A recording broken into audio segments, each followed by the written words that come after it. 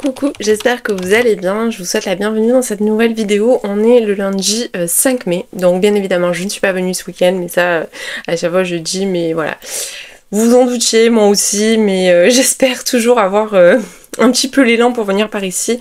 Alors c'est pas que j'ai pas envie de venir, mais c'est qu'à chaque fois je suis pas forcément apprêtée. Donc voilà, je suis en mode maison, habillée de maison, pas coiffée, pas maquillée, pas... Enfin voilà, donc du coup je me dis non, je peux pas leur offrir ça quand même. Voilà, donc je préfère ne pas venir à chaque fois. En attendant, j'ai pas mal de choses à vous dire. Alors je vous dirai pas tout aujourd'hui, j'aurai absolument pas le temps, mais je vais déjà vous montrer les petites réceptions que j'ai faites. Donc il y en avait une aujourd'hui dans ma boîte. Alors je l'ai préouvert parce que je voulais voir ce que c'était, je m'en doutais. Je vais vous montrer ça. Donc dedans j'ai une carte Michelin de l'Allemagne. Je trouve ça super original. Et un guide de l'Allemagne.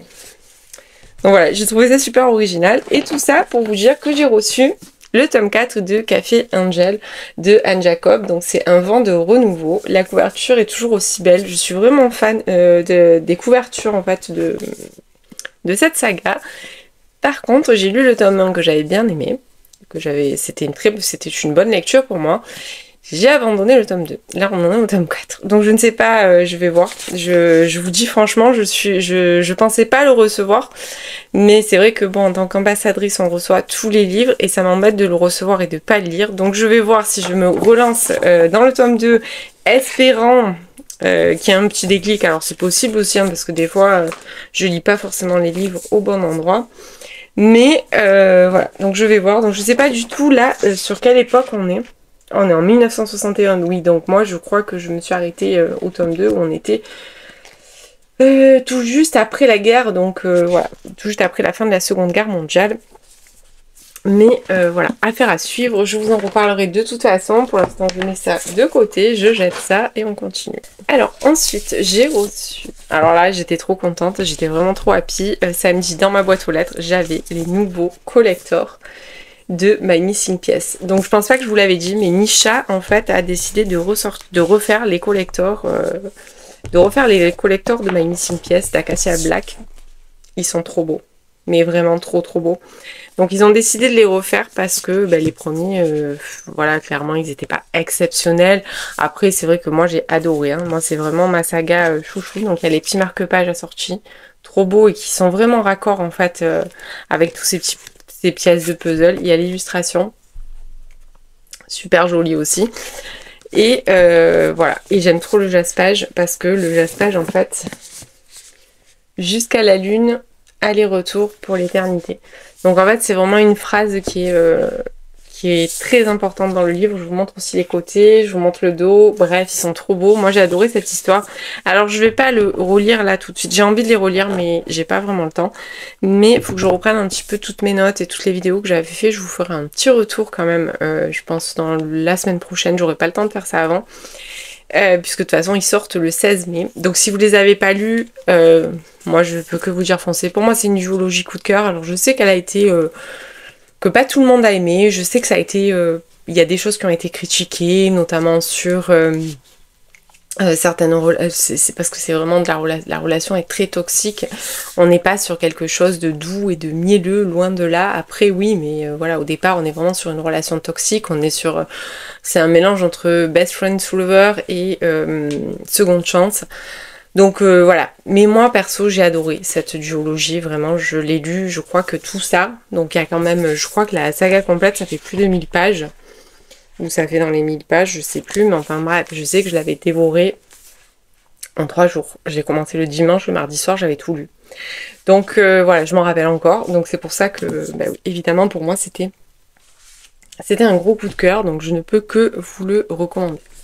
Et dans le colis il y avait aussi un petit carnet. J'aime trop les petits carnets comme ça, je pourrais faire du scrap dedans.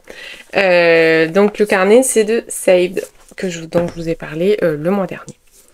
J'ai reçu une dernière chose, après on aura fini avec les réceptions. J'ai reçu Voyeur de Sarah Kate, apparaître aux éditions Eden le 16 mai. Donc là en fait c'est le tome 2 de la saga oh là là je vais y arriver, Salacious Players Club.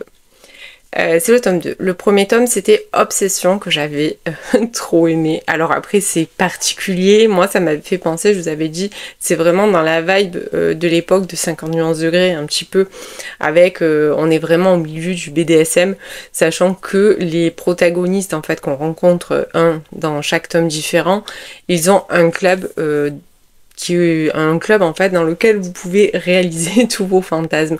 Donc forcément vous imaginez, je préfère vous prévenir, c'est une saga qui est très spicy.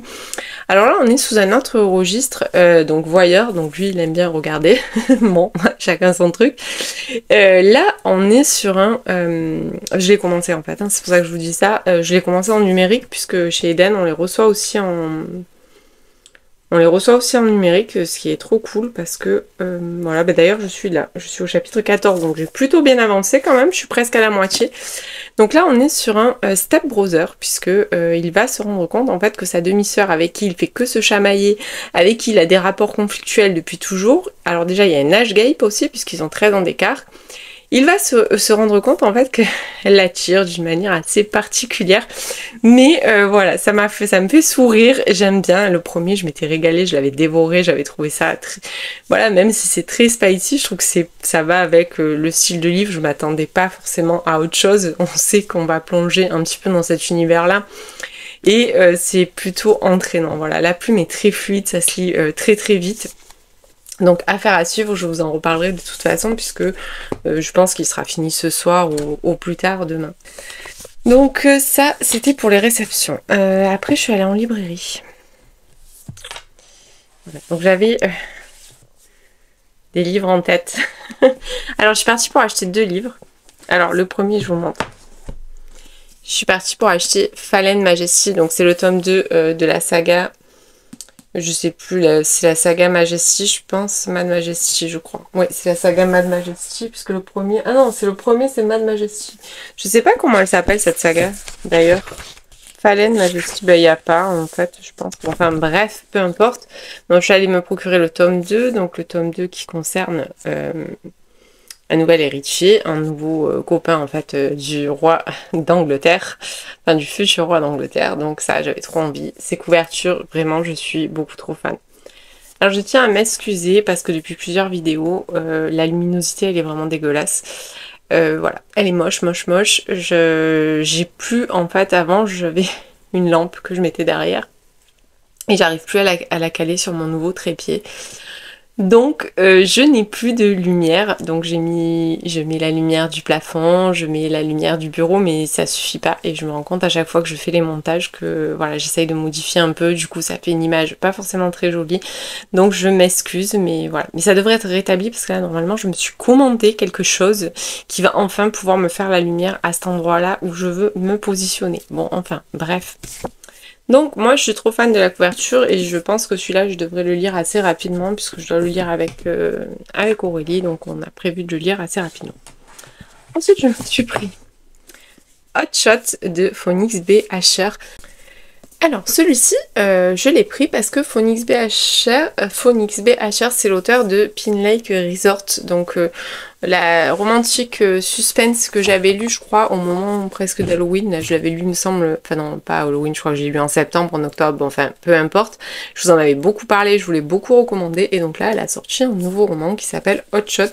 Je vais vous lire la 4e de couverture. Certains feux ne s'éteignent jamais, ils dorment dans les cendres du passé, prêts à se raviver au moindre souffle.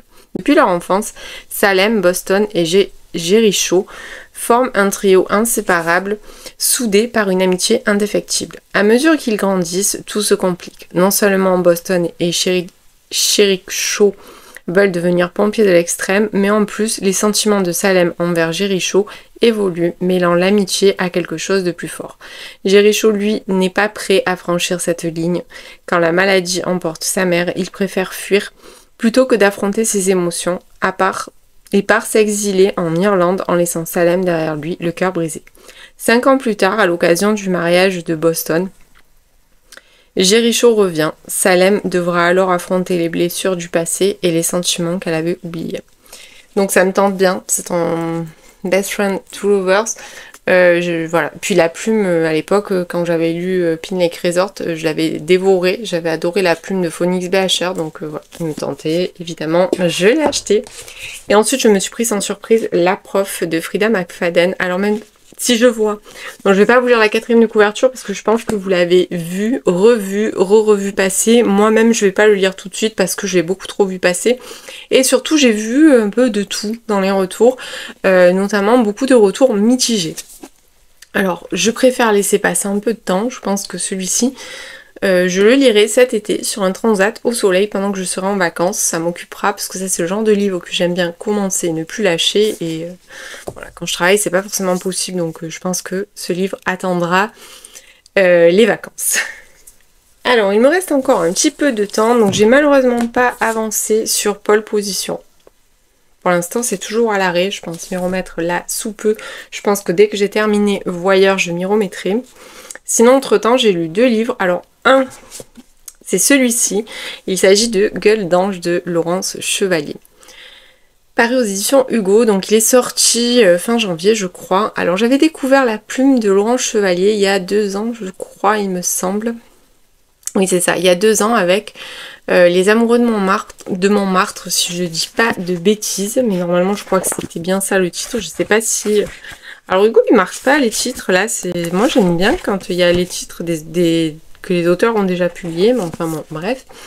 Donc j'avais découvert, j'avais adoré la plume, j'avais adoré l'histoire, ça n'avait pas été un coup de cœur, mais ça avait été une très très bonne lecture, très très fluide. Alors là bien évidemment j'ai retrouvé le côté fluide de la plume de Laurence Chevalier, j'ai adoré et ce livre est un énorme coup de cœur. Ça faisait longtemps que j'avais pas autant pleuré en lisant un livre, vraiment j'ai eu envie de pleurer quasiment tout le temps. Non, j'ai eu envie plusieurs fois de pleurer et à la fin je me suis effondrée parce que vraiment c'était... J'ai trouvé cette histoire absolument magnifique. Alors j'avais vu passer pas mal de retours où on disait que les scènes spicy, elles étaient crues, que c'était cringe. Alors j'avoue que ne pas trop employer ce terme moi-même, mais j'ai lu ça dans plusieurs chroniques.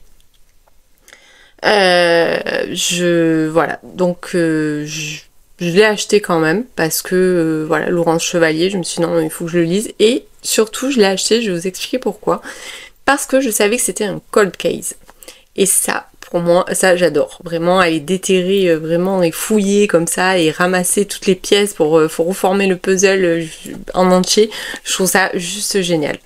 Donc en effet on est sur une histoire cold case, c'est-à-dire qu'on va faire la rencontre dès le premier chapitre. En fait on va rencontrer Louise Vidal qui est lieutenant de police et elle est au service cold case, et en fait elle est chargée d'examiner ce dossier pour savoir si on le réouvre ou pas. Ce dossier c'est le dossier de Jimmy, dit Gueule d'ange, Jimmy qui a disparu il y a 8 ans je crois dans le livre. Il y a 8 ans, un soir il est parti avec sa moto, on a retrouvé la moto mais on ne l'a pas retrouvé à lui. On ne sait pas s'il est mort, on ne sait pas si c'est fait on ne sait pas s'il est mort dans un accident, on ne sait pas s'il s'est fait abattre, on ne sait pas s'il a disparu, on ne sait pas.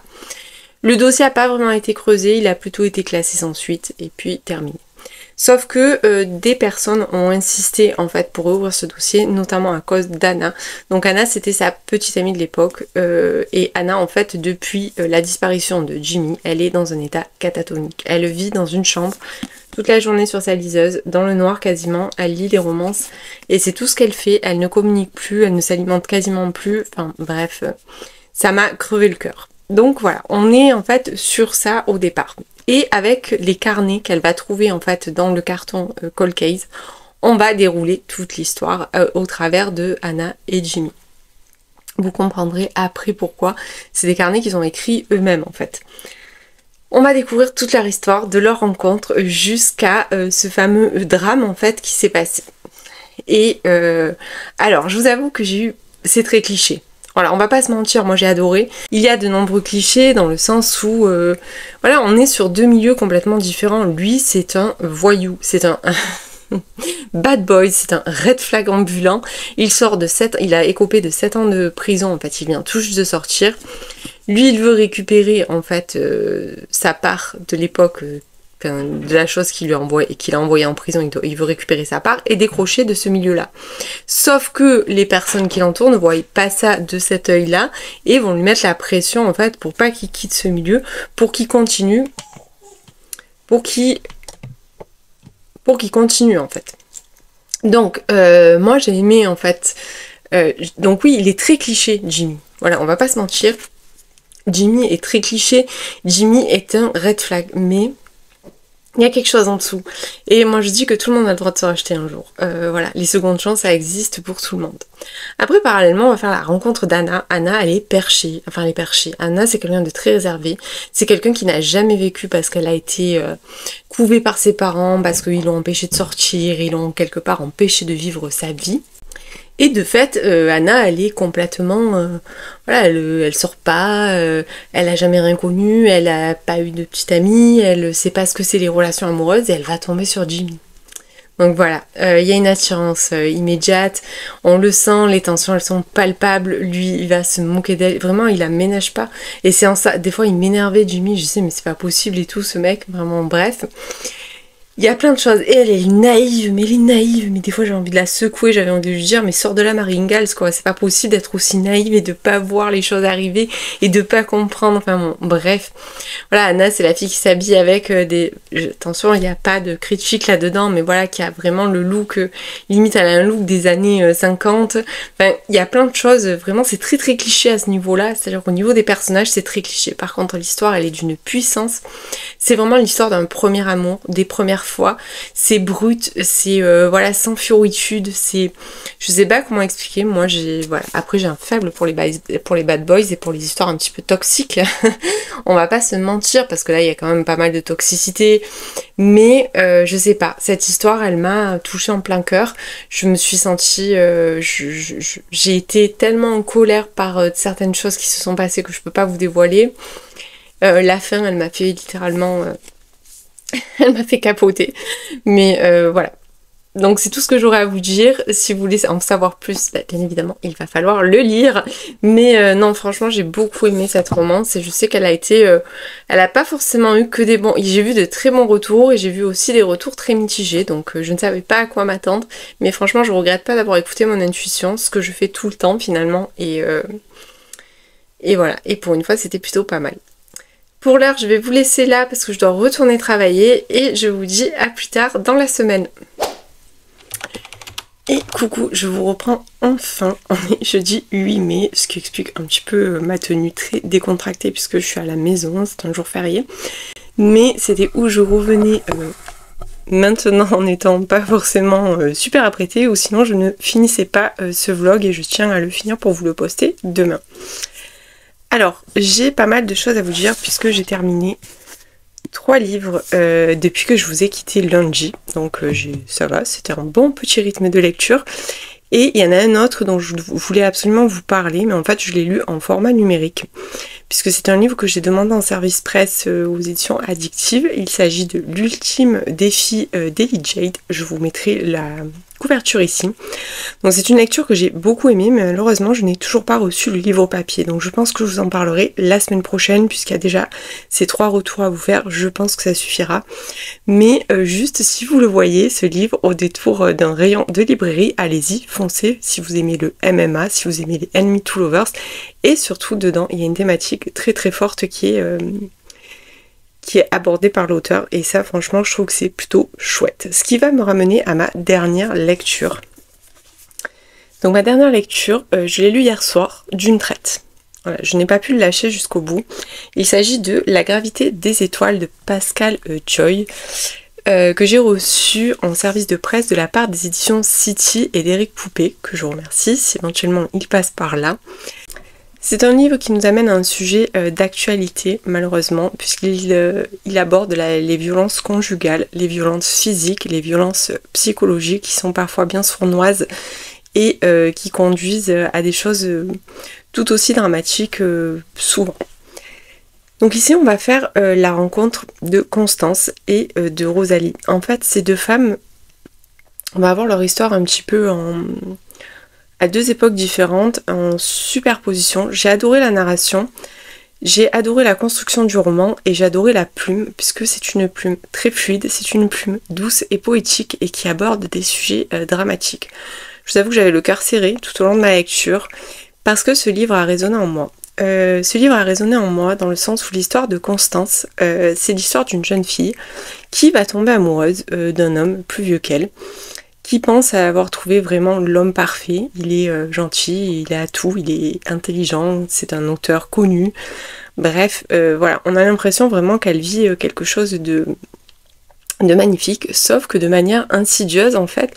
Petit à petit, il va resserrer la vis, se montrer jaloux, se montrer l'isolé des gens qu'elle aime. Tout ce petit cheminement qui malheureusement a beaucoup trop résonné en moi. Alors, attention, je n'ai jamais subi de violence conjugale dans le sens physique du terme, mais par contre, j'ai eu des soucis avec quelqu'un qui a exercer une certaine forme de violence psychologique dans le même cas que Constance un petit peu. Alors c'est allé beaucoup moins loin bien évidemment, je ne suis pas là pour faire pleurer dans les chaumières, mais en fait quand je lisais ce livre je me suis rappelé, je ne sais pas pourquoi puisque ça remonte à il y a 15 ans en arrière, mais j'ai des choses qui sont revenues comme ça où je me disais mais oui c'est exactement ça, c'est-à-dire qu'on isole, on est jaloux, jaloux de tout. Pour moi personnellement la jalousie c'est absolument pas une preuve d'amour, pour moi c'est un red flag mais plus, oui j'emploie des termes de trope, de romance, mais voilà pour moi c'est vraiment le signal d'alerte où on se dit que non, on ne peut pas tolérer ça, on ne peut pas tolérer quelqu'un qui nous fait des scènes de jalousie au point qu'on n'a plus le droit de parler à un tel, qu'on n'a plus le droit de sortir, qu'on n'a plus le droit de travailler, qu'on n'a plus le droit de rien. Et là en fait c'est tout cet aspect psychologique qui est vraiment mis en exergue, en plus des violences physiques, puisque bien évidemment ici on va aussi parler de violences physiques, mais j'ai été vraiment percutée par ce roman, j'ai l'impression, voilà, j'ai été tout de suite happée, je l'ai commencé hier soir après manger, et je ne l'ai plus lâché, je me suis couchée assez tard. Je n'ai plus lâché, je voulais aller jusqu'au bout, je n'arrivais pas à laisser Constance, je n'arrivais pas à laisser Rosalie.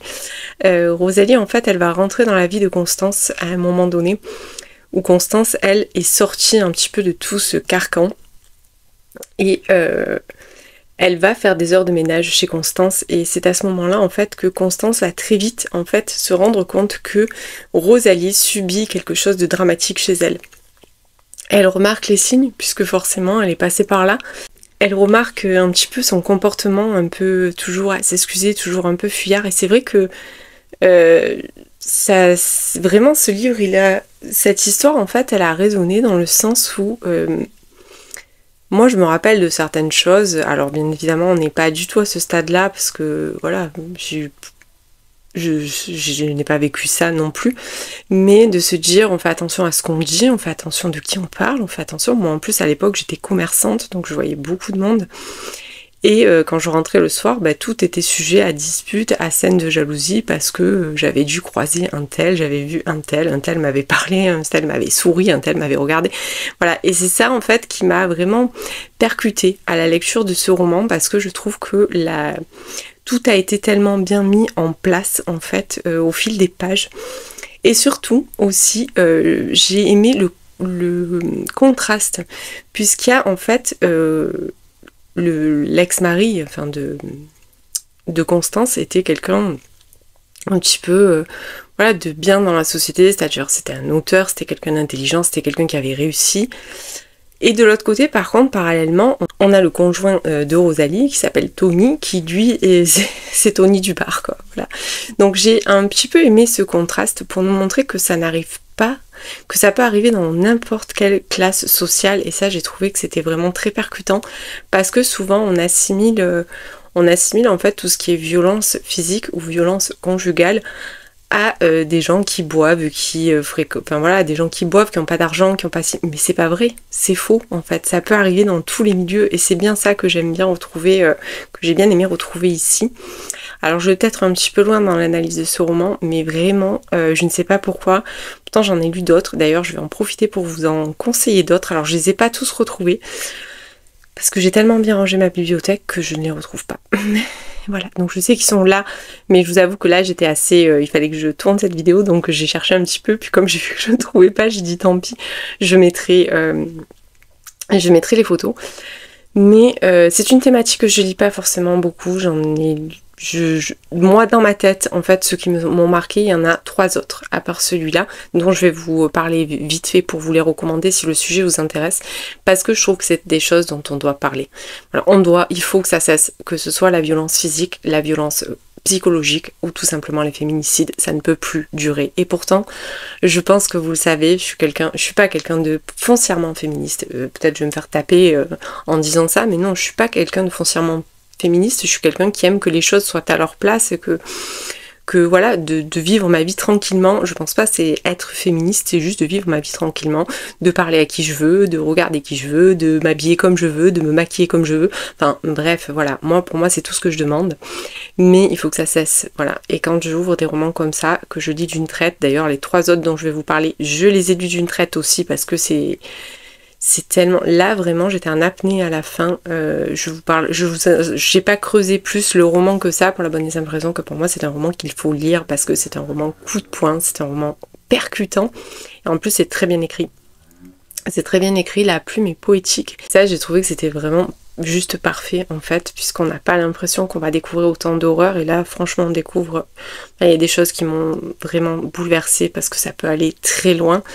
Et je trouve ça bien que dans la littérature on en parle parce que ça peut mettre en garde, ça peut aider. Il y a des femmes qui s'en sortent, il y en a qui arrivent à s'en sortir, que ce soit de personnes qui les maltraitent psychologiquement ou physiquement, on peut s'en sortir. Donc voilà, ça sera tout pour celui-ci. Je vous le recommande bien évidemment si le sujet vous intéresse. Et moi j'ai 3 autres livres à vous parler, bon j'en ai qu'un du coup en physique. Je vais commencer par celui-ci. Il s'agit de La Malentendue de Yolène Destremaux, qui paru aux éditions Charleston il y a presque 3 ans. Ce roman pour moi c'était waouh, je l'ai lu d'une traite aussi, il est très court, il se lit très vite, la plume elle est fantastique. Mais quand je vous dis fantastique, c'est fantastique. Là vraiment on est sur un haut level au niveau de la plume. Et là encore on touche dans un milieu, elle est avocate. Voilà, ils sont avocats tous les deux d'ailleurs je crois. Non, elle est avocate, lui je sais plus, mais enfin bon, bref, peu importe. Mais dans tous les cas, ce livre, il est d'un réalisme pareil, comme celui-là, réaliste et juste en fait. Et c'est ça que j'adore. Donc celui-là, vraiment, si vous l'avez jamais lu, allez-y, les yeux fermés. Si le sujet vous intéresse et que vous avez envie de lire ce genre de livre, n'hésitez surtout pas, foncez.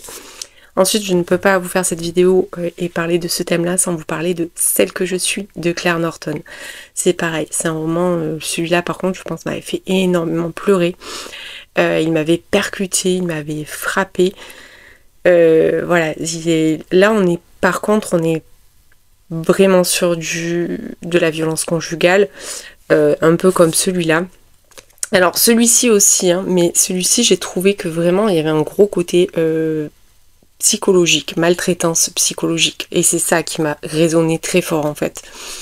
Rabaissé, isolé, c'est toujours le même cheminement un petit peu. Et c'est ça qui est intéressant ici, c'est qu'on découvre vraiment le cheminement. Alors dans celui-là aussi, mais pas de la même façon. Et donc Celle que je suis de Claire Norton, je vous montrerai la petite en tête. Et l'année dernière, j'ai lu et ensuite Le silence de Rose Mallet qui est... Mais voilà, vraiment, alors lui il est sous forme de thriller, c'est un thriller psychologique, il est glaçant tellement, voilà, je me rappelle pareil, je l'ai lu sur une journée, je n'arrivais plus à le lâcher. C'est vraiment des livres à découvrir si le sujet vous intéresse, si vous n'avez pas peur. Quand même que ça vous atteigne, parce que moi personnellement c'est des lectures, voilà, là derrière ça il faut que je lise quelque chose de très léger, parce que ça m'a quand même beaucoup résonné, ça a quand même beaucoup résonné en moi, ça m'a beaucoup perturbé, donc il faut que je passe à quelque chose de très léger. D'ailleurs on va passer tout de suite, transition, on va passer à quelque chose de très léger, puisque j'ai terminé Voyeur de Sarah Kate, qui est le tome 2 du Salacious The Player Club et qui va sortir chez Eden. Donc il sort le 14 ou le 16, je ne sais plus exactement, mais enfin c'est par là. On est dans un tout autre registre puisqu'on est sur une romance érotique. Alors c'est classé dark romance parce qu'il y a beaucoup de scènes spicy, qu'on évolue dans le monde du BDSM et du fantasme. Voilà, je préfère vous le dire dès le départ, comme ça au moins il n'y a pas de... il n'y a pas d'erreur, vous savez à quoi vous attendre. J'avais adoré le premier tome dans lequel on rencontrait Emerson et Charlotte. Ici, on va faire la rencontre de Gareth et de Mia. Donc Gareth est un des associés du Salacious et Mia, en fait, c'est sa demi-sœur, sachant qu'ils n'ont aucun lien de sang, puisqu'en fait, Mia est la fille du nouveau mari de sa mère, mais ils sont ensemble depuis 15 ans. Et surtout, il y a un age gap, puisqu'ils ont 13 ans, je crois, de différence d'âge. Franchement, je me suis régalée un petit peu comme un plaisir coupable. J'avoue que certaines scènes m'ont quand même bien fait rigoler. Alors oui, moi je le prends comme ça, parce que franchement, c'est tellement énorme. Voilà, on est vraiment dans un monde où je me dis c'est pas possible, ça ne peut pas exister. Mais bref, moi j'ai adoré, j'ai aimé leur histoire entre eux. Voilà, ils se détestent, il y a un bon ennemi de Flowers, ils se détestent depuis toujours, mais en fait c'est qu'une façade puisqu'elle est vraiment amoureuse de lui et lui en fait il essaie de jouer un jeu puisqu'on va découvrir en fait une toute autre Gareth. On va découvrir un petit peu ses côtés sombres et c'est vrai que c'est quelqu'un qui renferme beaucoup de tristesse, beaucoup de douleur. Bref, moi je me suis régalée. Alors certes l'histoire va très vite, forcément il fait 300, je crois qu'il fait 370 pages, ouais voilà, 370 pages, donc forcément ça va relativement vite, on va vite à l'essentiel. On va découvrir Mia qui est cam girl et qui va quelque part se faire surprendre par Gareth, puisque Gareth en fait est voyeur et il décide de se connecter à un site en fait de cam girl et c'est comme ça qu'il va tomber sur Mia en se disant mais qu'est-ce qu'elle fait là ? Donc voilà, c'était vraiment, franchement c'était une très très bonne lecture, voilà, j'ai passé un très bon moment, comme avec le premier tome j'avais adoré, et là on est dans la même veine en fait, on est dans cette veine, après bien sûr, oui on le sait que ça va être hyper spicy, forcément on est dans un club de où les gens peuvent réaliser tous leurs fantasmes, où il y a du BDSM, donc on sait que ça va forcément être très spicy, moi personnellement ça me dérange pas, après je lirai pas ça tous les jours, mais voilà, ça fait une jolie parenthèse épicée, je dirais, ça donne un petit peu chaud, mais franchement l'histoire était sympa, j'ai passé un bon moment et que bien évidemment je vous le recommande. Si vous avez lu le 1, vous aimerez celui-là. Voilà, je sais pas si vous avez flanché pour le 1, mais dans tous les cas si vous avez flanché pour le 1, forcément celui-là vous plaira. Ensuite j'ai lu Hot Shot de Phoenix B. Asher, alors je trouve que je l'ai présenté en début de vlog puisque je viens tout juste de l'acheter, je l'ai acheté la semaine dernière. C'est un livre qui me tentait énormément parce que j'avais adoré Pin Lake Resort de l'auteur que j'ai lu à l'automne et du coup j'avais très envie de me plonger dedans. Donc là on va faire la rencontre d'un trio assez original. On va faire la rencontre de Salem et Boston qui sont frères et sœurs et de Jericho qui débarquent un petit peu dans leur ville. Et ils vont devenir amis, mais sur les bancs de l'école. C'est-à-dire que voilà, ils se rencontrent, je crois qu'ils sont au collège ou quelque chose comme ça. Ils vont devenir très amis et il y a une relation un petit peu... C'est assez ambigu quand même entre tous les trois, puisque... voilà, je vous le dis dès le départ, en fait, Jericho a quand même... il est autant attiré quelque part par Boston que par Salem. Donc c'est assez particulier, je dirais, au départ, cette histoire. Mais je pense que c'est aussi une histoire d'amitié très profonde.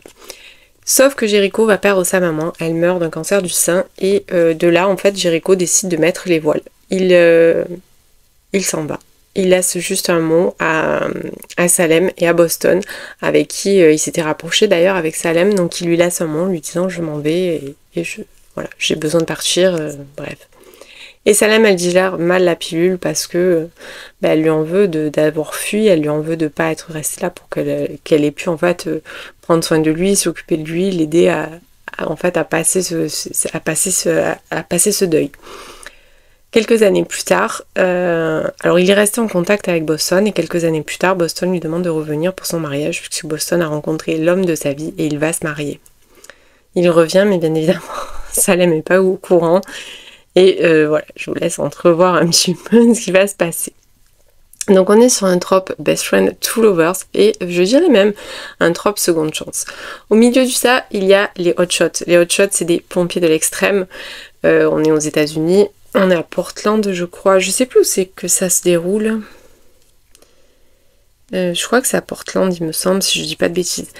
Les hot shots, c'est des pompiers de l'extrême. Donc on va vraiment plonger aussi dans ce milieu, puisque Boston va s'engager chez les hot shots. Et bien évidemment, Jericho est pompier aussi. Et quand il va revenir, il va vouloir lui aussi, en fait...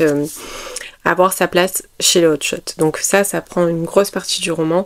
Mais l'histoire se tourne essentiellement autour de Salem et de Jericho, même si Boston a quand même une place assez importante aussi. J'ai adoré cette histoire, vraiment je suis pas loin du coup de cœur. Cette semaine on est vraiment que sur du très bon, j'ai lu que des très bonnes lectures. Là ça fait une semaine tout pile que je n'enchaîne que des presque coups de cœur ou des coups de cœur. Franchement j'ai adoré, c'est une belle histoire. Alors là je vous le dis par contre au niveau spicy vous pouvez y aller, c'est une histoire vraiment toute... voilà, par contre c'est dur. C'est une romance psychologique, il y a vraiment ce côté deuil qui est omniprésent. Je ne peux pas vous dire, je peux pas tout vous dévoiler non plus, mais le deuil a quand même une place très importante. Et j'ai adoré la relation entre eux en fait, cette amitié qui est bien plus que ça, ce rapprochement, la manière, la résilience dont ils vont faire preuve tous les deux, le pardon, vraiment il y a des grosses thématiques qui sont mises en place en fait dans ce livre. Je veux pas trop vous en dévoiler parce que je risquerais vraiment de spoiler et on n'est pas là pour ça. Mais ce que je peux vous dire c'est que j'ai pas vu les pages défiler, je l'ai lu en 24 heures. De toute façon c'est simple, hein, entre lundi et hier soir, j'ai lu 3 livres, donc vous voyez à peu près à l'allure, c'est-à-dire qu'ils ont duré 24 heures chacun. Donc je les ai littéralement dévorés. Et je peux que vous les recommander. Vraiment, voilà. Franchement, celui-là, top. Je sais pas si vous aviez découvert. Alors, elle a écrit une saga aussi, une saga universitaire que je n'ai pas lue. Que j'ai pas lu, mais franchement je me tâte de plus en plus à me la prendre cette saga, à un moment où j'aurai le temps bien sûr pour la lire, parce que vraiment sa plume elle est ultra addictive. Ça, on voit pas les pages défiler, on est en fond dedans, et franchement moi personnellement j'adore. Donc ça sera tout pour aujourd'hui et pour cette semaine. Je vais clôturer ce vlog ici. Je ne sais absolument pas ce que j'avais le temps que j'avais filmé déjà lundi. Donc je sais pas si ce vlog sera court ou s'il sera long. Je sais pas, ce sera la surprise au montage. En tout cas, j'espère que vous avez passé un bon moment, que le contenu vous a plu. Si vous n'êtes pas abonné à ma chaîne et que le contenu vous plaît, ben, n'hésitez pas. C'est toujours important pour moi. Les likes, les partages, les abonnements. Ça fait toujours du bien. En fait, on a l'impression de faire quelque chose d'un peu sympa.